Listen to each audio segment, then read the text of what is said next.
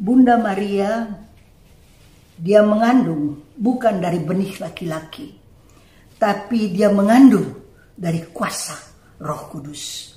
Dia tahu pada masa itu kalau mengandung tanpa menikah, akibatnya akan dirajam dengan batu sampai mati.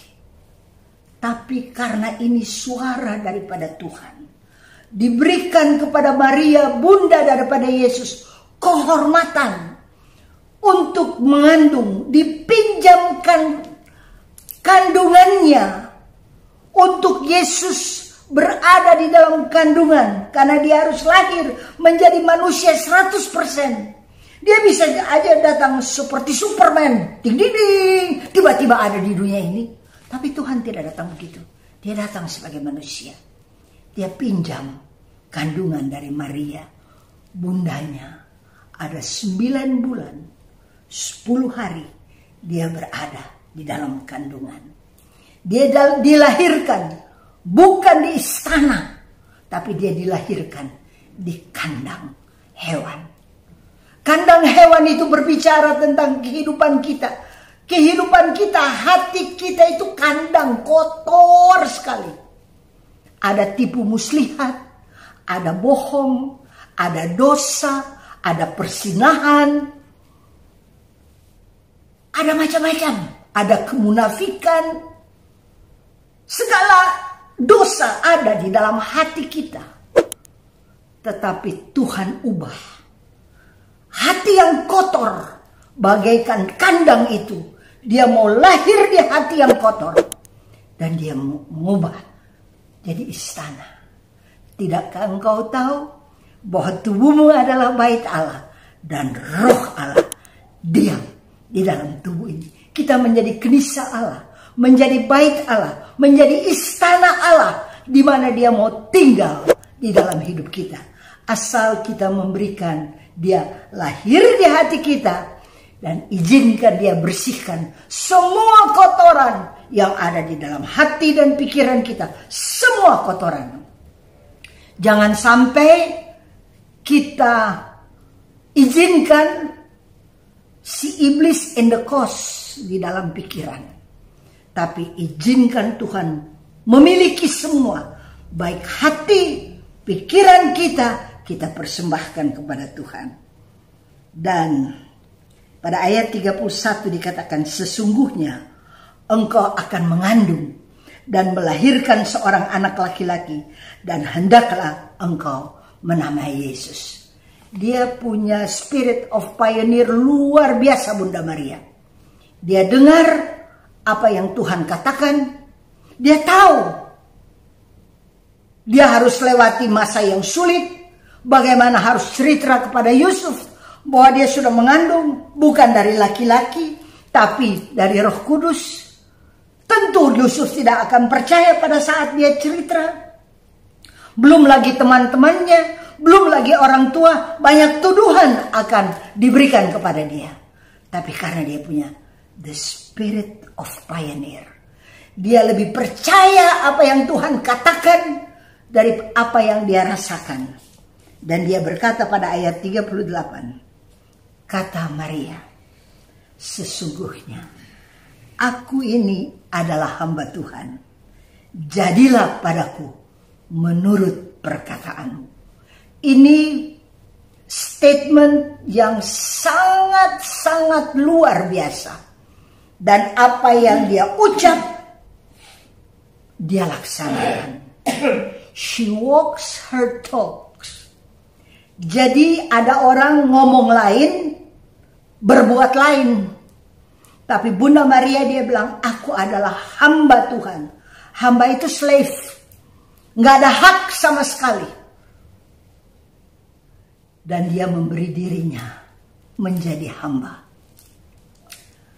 Kalau sekarang bilang hamba Tuhan itu terhormat banget. Pada zaman itu kalau bilang hamba itu slave, nggak ada artinya. Tidak ada hak sama sekali.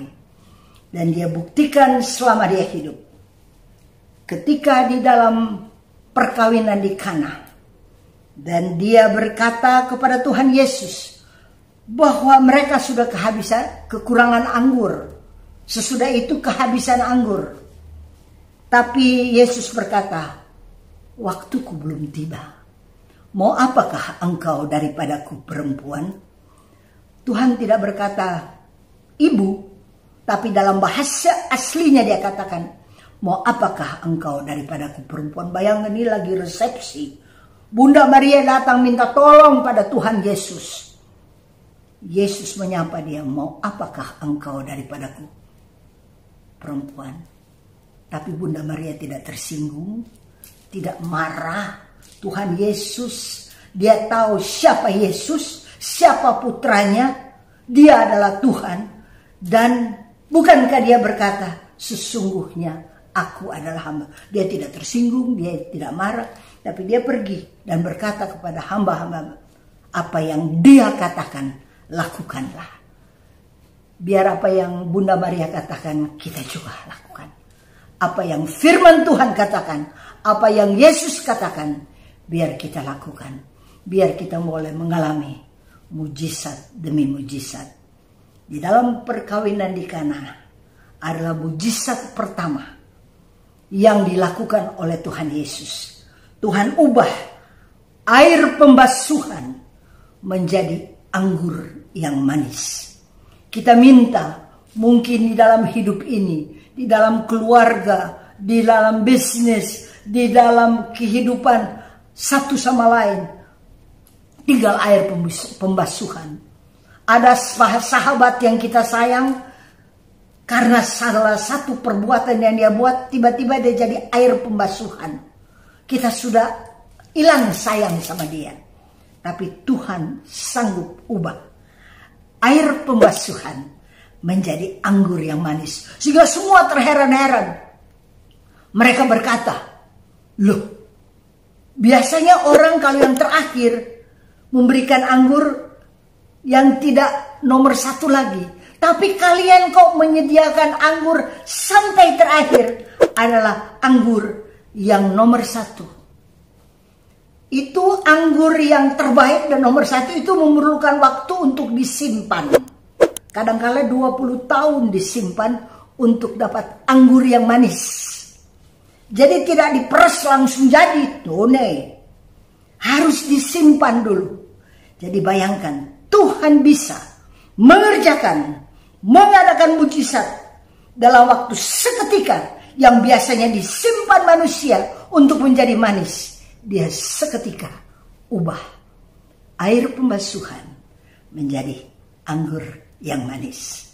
Bunda Maria, dia punya the spirit of pioneer. Biarlah kita semua hamba-hamba Tuhan yang masuk dan bekerja di ladang Tuhan, kita harus punya the spirit of pioneer. Kita berani berkorban, kita berani memberi. Apa yang kita katakan, laksanakanlah.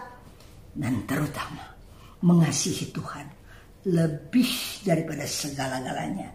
Jangan sampai kita terikat kepada benda-benda, tapi biar kita terikat kepada Allah Tritunggal yang Maha Kuasa, yang menebus kita dengan sempurna dan membuka pintu sorga agar satu waktu kelak kalau kita pulang, tersedialah tempat tinggal di rumah Bapa bagi kita sekalian.